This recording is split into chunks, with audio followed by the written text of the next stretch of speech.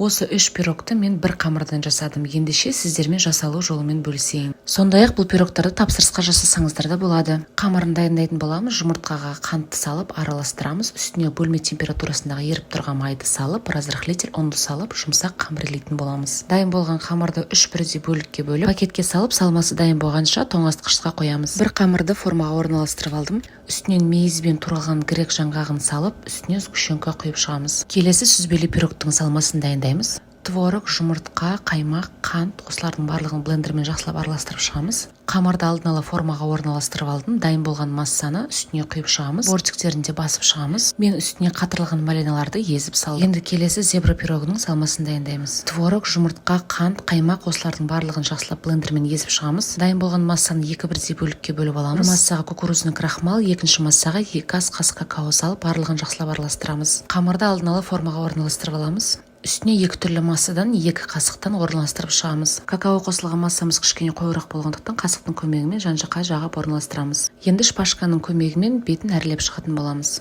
Осы пирогтардың барлығын қызып тұрған пеште 180 градуста 35-40 минут пісіріп аламыз. Осы рецептпен сіздер де жасап көріңіздер. Пирогтарыңыз жұмсақ әрі дәмді болып шығады. Ас болсын!